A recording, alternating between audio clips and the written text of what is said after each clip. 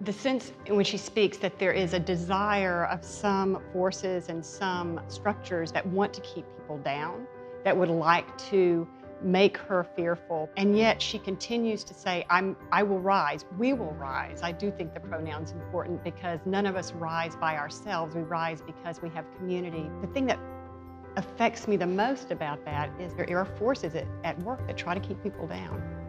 We all need to be about removing those barriers and those forces.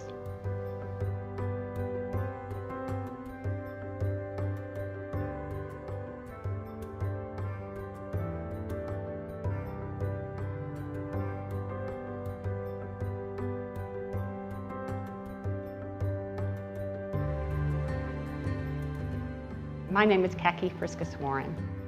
I really am honored to work now for the Maddox Charitable Fund because we partner with some amazing nonprofits and one of them happens to be the YW, a great mission, and they do that through empowering women and empowering girls, and with such a high caliber staff and a passion for justice.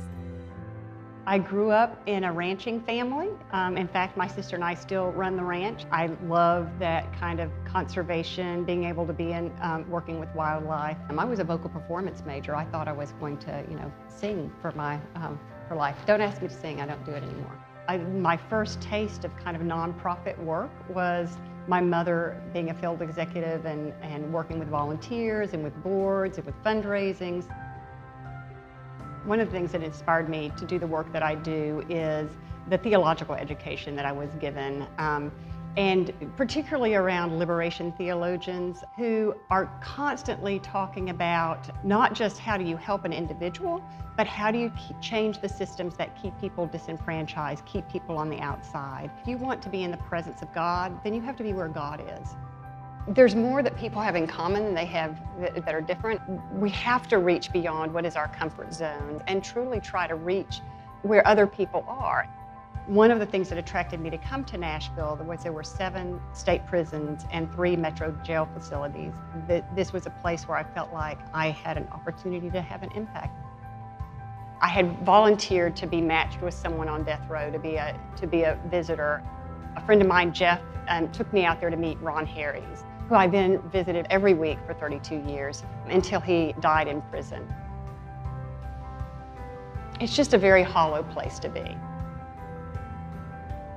I have never gotten anywhere that I have been without being surrounded by a community of faith, a community of strong women, a supportive, a life partner. So I think that no matter where we are, we're not in it alone. Someone who has really inspired me, it's a kind of a group of women. I would call them the immigrant mothers of young adults. And so the person who I'm closest to, who I find to be an incredibly inspirational woman, is Rosario. She has such courage to advance her children. She is innovative. She's always looking for new ideas about what's going to care for her family or what's going to solve a problem. She's just a remarkable woman, and so many of the DACA moms are like that. Todavía nos levantamos.